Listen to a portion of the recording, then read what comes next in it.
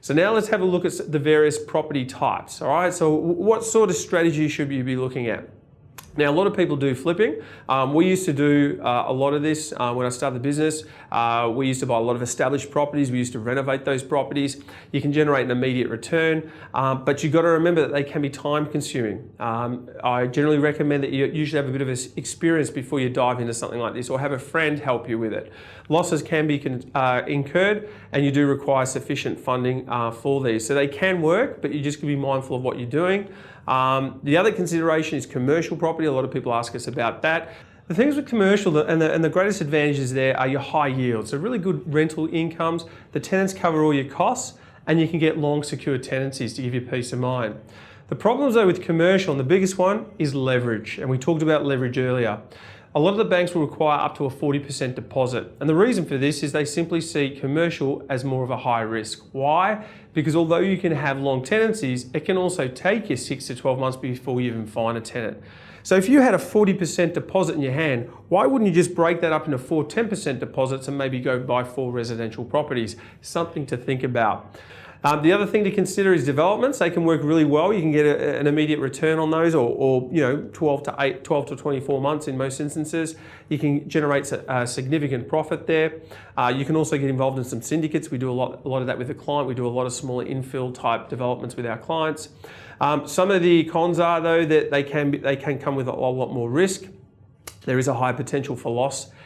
Generally, there's some experience that's required. They can be very time consuming too. So unless you've got time to spare, this is literally like having a second job, right? So if you're super busy, this strategy might not be for you.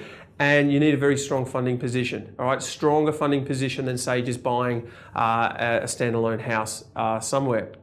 The other strategy that we tend to talk a lot about, it tends to suit a lot of the clients that we speak to, because for the most part, people that are watching these videos don't necessarily want to give up their day job tomorrow and become a professional property investor.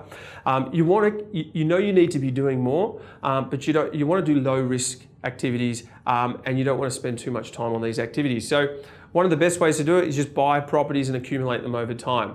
You can grow a large portfolio because the entry requirements are quite low. Financing is quite a lot easier.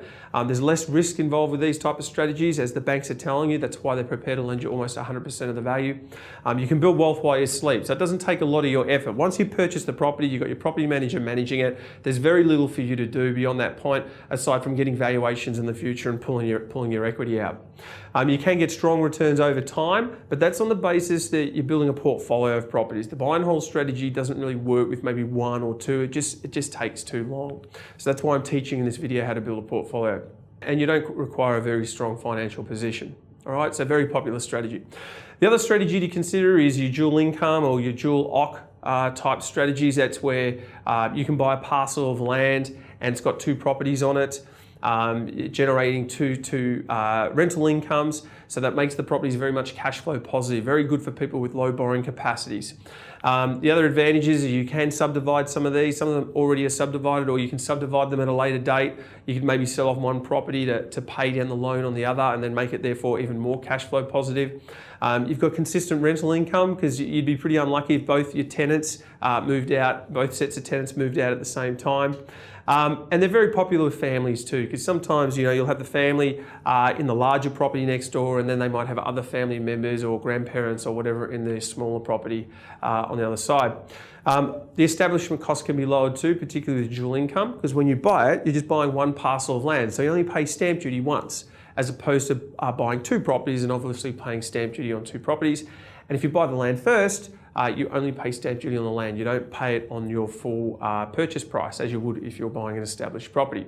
So very popular, but you can't get them in Victoria. The planning laws don't allow it. You'll need to look at places like New South Wales and Brisbane, etc.